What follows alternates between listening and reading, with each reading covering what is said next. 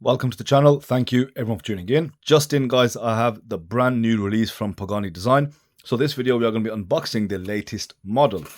So as all unboxings, I'm going to cover the specifications and of course dimensions and just talk about it a little bit, give you guys a first impressions review and then follow up in a few days for the full review. So this is the latest Pagani Design and it's unlike any other Pagani Design you have seen. The main thing is the price. This is priced at a whopping £160. Now, while that doesn't seem like much, it is a lot from Pagani Design because they usually range between the 50 to tops around £100 mark. So this coming in at 160 does make it very significant. This is the Pagani Design 1784. Now, those of you guys that are into watches know exactly which model this is homaging. This is homaging the Longines Zulu timer. And this is of course an NH34 watch. So let's get all the packaging off and I can tell you a little bit more about it. But £160 for a Pagani Design, and for that I hope they've got everything right. So here we have it guys, the brand new Pagani 1784. As I said, this is homaging the Longines Zulu timer GMT. And to be fair, from all the GMT watches I have seen this year, this is one that I actually do prefer. Because I have been looking at the Longines model that this is actually homaging. It is one of the few pieces from Longines that actually interests me. So with regards to specifications, you've got a full stainless steel case, 316L. You've also got a domed sapphire crystal with some AR coating. You also got a loomed ceramic bezel insert, and I haven't seen the loom, so I don't know how good it is. You've got 200 meters of water resistance because you do have a screw down crown and you do have a screw down see-through exhibition case back, which allows you to see the movement this is running, which is of course the Seiko NH34. Now you'll notice that this does not have a date window, which means that it's going to have a ghost position, but because it is a GMT, that ghost position only works one way, which is something you can definitely live with. So specs are definitely there. In terms of the bracelet, I mean, I'm looking for any premium features now because of the price point. You do have split pins that hold the bracelet together. Now, while it's not a premium feature, I think just due to convenience, there's a lot more people that are advocating for these. Now, looking at some of the brushing on here, for the most part, it does seem pretty consistent, but again, you can see, some lines where it's slightly wavy. If you can see that grain there, again, it's not perfectly straight. So especially that top link I'm looking at, it's like someone's done it with their hand. This side to side wax on wax off motion, which you actually don't want. But yeah, some of the links is not that great, to be fair, but overall it seems to be finished quite nicely. You've also got these center polished links to give it that premium look.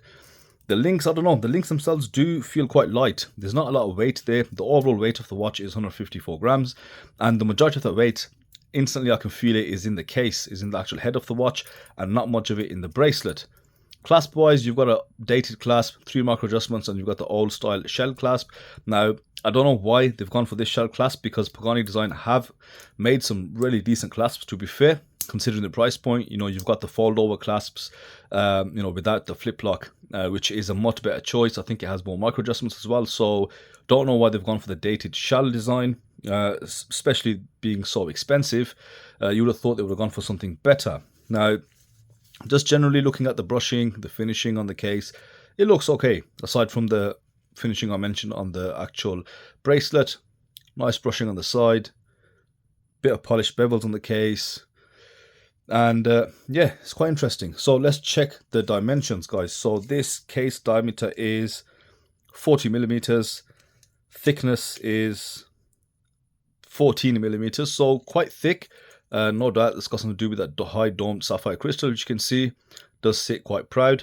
Now, lug to lug, if you measure from the female end links, it's under 50 millimeters, but from the case, I think it's closer to 47, which is what they state on their website. Yeah, 47, but around 49 due to those female end links, which do stick out just a touch. Lug width is your standard 20 millimeters, and the taper on the bracelet is minimal, your standard 2mm taper. Now, in terms of colorways, you do have 2 different color options. You've got the one that you can see in front of your eyes. You've got the dark green bezel with a black sunray dial and the orange accented GMT hand with the GMT text. And you also got a blue on blue version. Now, both look impressive. And if you're an avid Pagani Design fan, they absolutely smashed it when they came out with their Spirit homage.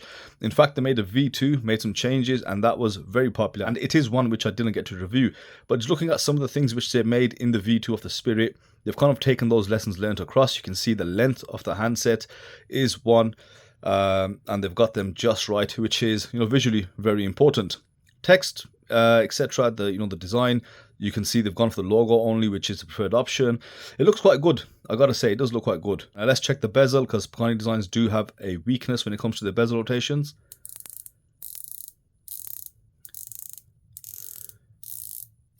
It's quite tight. Yeah, nice clicks. And now, even though they have a 24-hour bezel insert, the bezel is 120 click unidirectional only. And in terms of consistency on the rotation, it does kind of get difficult on some places. So the resistance does change. So it's a bit tighter when we get around here, but a bit looser there. But overall, it's quite good. There's no wobble, there's no bounce in there. You've got some decent finishing on there, brushed scalloping around the edges.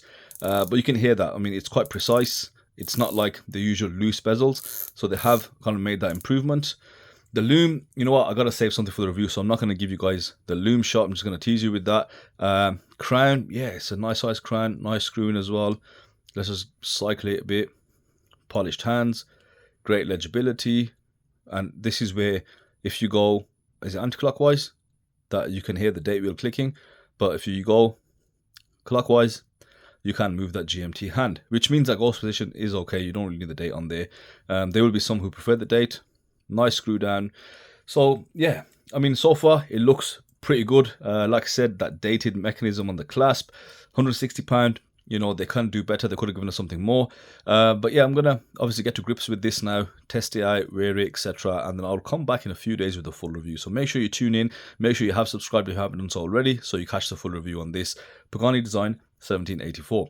Thanks for watching, and I'll see you on the next video.